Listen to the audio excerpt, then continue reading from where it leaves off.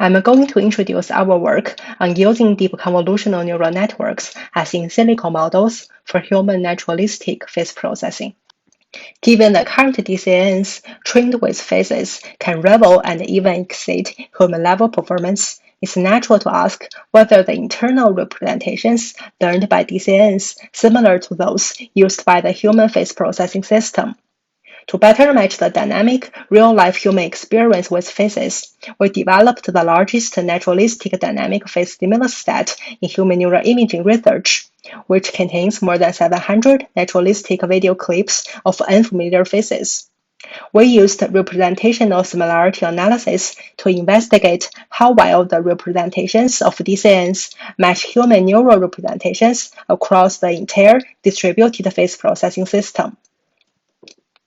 Correlations between DCNs and the neural representations had a meaningful cortical distribution with the highest values in visual and face-selective brain regions. DCN neural correlations were much higher for intermediate layers than for the final fully connected layers, but overall, the correlations were very weak. To exclude the possibility of unreliable neural representations, we calculated the noise ceilings using Chromebox alpha. We found neural representations were highly consistent across participants.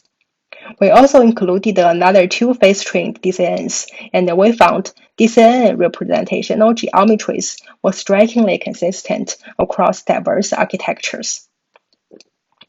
All face DCNs used in our study showed very weak correlations with neural representations. The best performing layers of DCNs accounted for less than 3% of the meaningful variance in the human brain.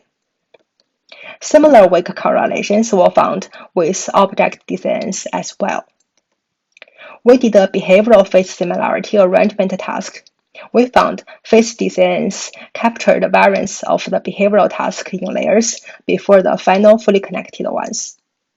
However, correlations between behavioral task and the neural representations were also very low.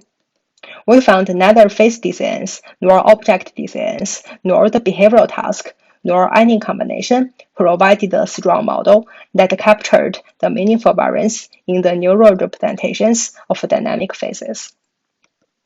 In the further analysis, we found participants relied heavily on the categorical feature information to cluster faces in the behavioral task. But the final few layers of face DCNs and the neural representations were less dominated by these categorical features. In summary, our findings suggest current state-of-the-art DCNs optimized for encoding static faces with a specific objective function are poor models for the neural representations of dynamic, naturalistic faces in humans and should be cautiously applied as in silico models. Our work has been published as a preprint on bioRxiv. Please check our paper for more details.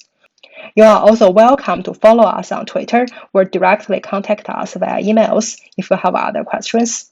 Thank you so much for your attention.